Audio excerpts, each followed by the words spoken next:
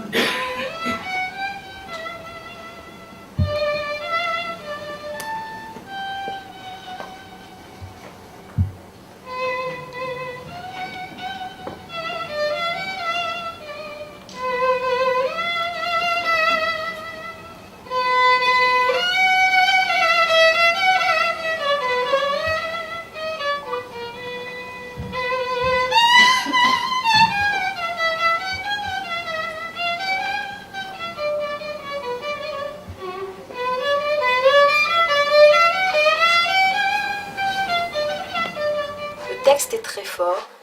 C'est vraiment tous les visages d'Elie Wiesel.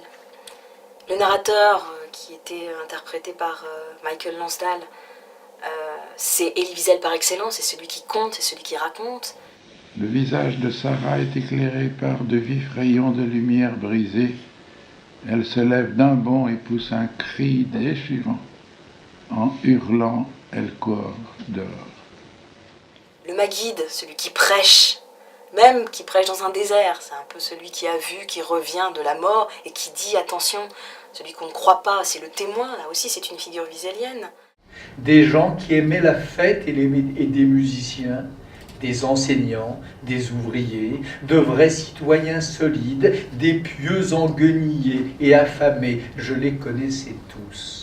J'avais pour habitude d'aller d'une synagogue à l'autre, d'une maison à l'autre, les avertissant qu'il y aurait éventuellement des châtiments pour leurs mauvaises actions 2 fois par an. Lors du Shabbat Teshuvah et du Shabbat Hagadol, ils se réunissaient tous dans la vieille synagogue. Ils venaient tous, vous entendez, dans cette grande salle. Et là, mes prédications leur tiraient des larmes amères et déchirantes. Sarah, le personnage féminin que j'ai interprété, c'est cette femme forte qu'on va retrouver dans pas mal de romans d'Elie Wiesel, mais c'est aussi une partie d'Elie Wiesel, c'est cette femme qui a essayé de sauver la famille Wiesel à Siguette, a essayé de leur dire mais venez, moi je vous cache. C'est une figure très, très emblématique des femmes dans l'œuvre d'Elie Wiesel. Vous ne comprenez toujours pas notre secret.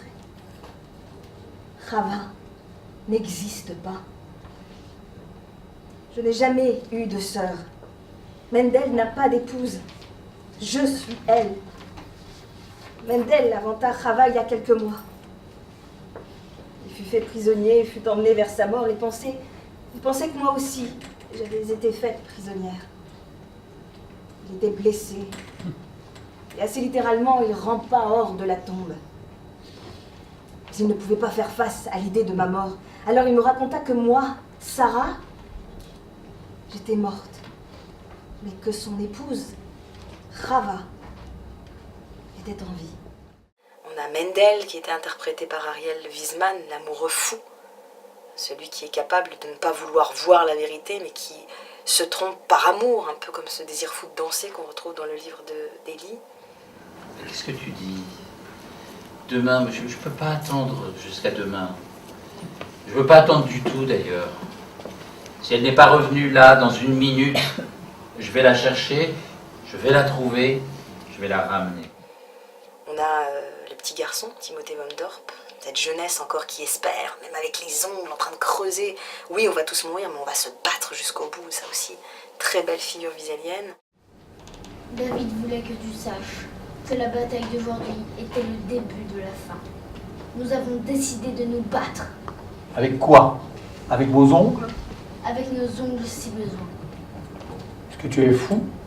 Espères-tu vaincre avec tes ongles l'armée allemande? Les vaincre? Non. Mais nous espérons avoir le privilège de nous battre. Et puis, Misha qui va oser tuer pour la première fois. C'est toujours cette question qu'Elie Wiesel se pose, comment éviter la mort, et pourtant, comment, comme le Talmud aussi le rappelle, comment doit-on se lever une minute plus tôt pour être sûr de ne pas être tué et riposter à temps pour ne pas disparaître. Mais je ne suis plus un enfant, je ne puis demander aux adultes de faire pour moi ce que moi je suis incapable de faire, trop faible ou trop lâche de faire. Tuer par l'entremise de quelqu'un, c'est pire que de commettre le crime. Mais je me sentirai toujours honteux et coupable. Et puis le personnage du chef de la résistance, interprété par Bernard Kouchner, figure de courage, résignation aussi, et qui arrive à voir plus loin, en essayant de se dire que ce que l'on fait, ce pourquoi on combat, c'est pour le bien. Oui, c'est une pièce qui cristallise en fait tous les visages d'Elie Wiesel, et c'est pour ça que je l'ai trouvée absolument bouleversante. Un soir, je ne t'ai jamais raconté cette histoire. Le vieux m'avait donné l'ordre d'exécuter un otage. C'était la première fois que j'allais me trouver face à face avec l'homme que je devais tuer. J'étais entré dans la pièce bien gardée, qui servait de prison au mouvement. Nous étions seuls. C'était un officier. Nous nous sommes regardés en silence, puis, après un moment, il m'a dit « C'est étrange. Je ne sais pas pourquoi je vais mourir. » Je ne savais pas non plus. Le texte est très fort. Il touche vraiment à des problématiques wieseliennes et même au-delà. La question, bien sûr, de Dieu, mais la question de l'injustice, la question de la survie du peuple juif, la question de l'espoir de demain, même si nous ne sommes pas vivants pour le voir, ce demain. Voilà, c'est comme ce Maguide qui était joué par Bernard-Henri Lévy, qui arrive à avoir cette vision et qui en même temps sait très bien que d'une certaine manière, ils sont le terreau pour pouvoir permettre à ce demain d'exister. Il y a à la fois une lucidité et voilà, une honnêteté dans ces paroles-là qui est terrible. Quand il dit « nous sommes peut-être les derniers juifs », peut-être que ça va être le dernier mariage juif, il y a quelque chose de bouleversant dans ces paroles-là.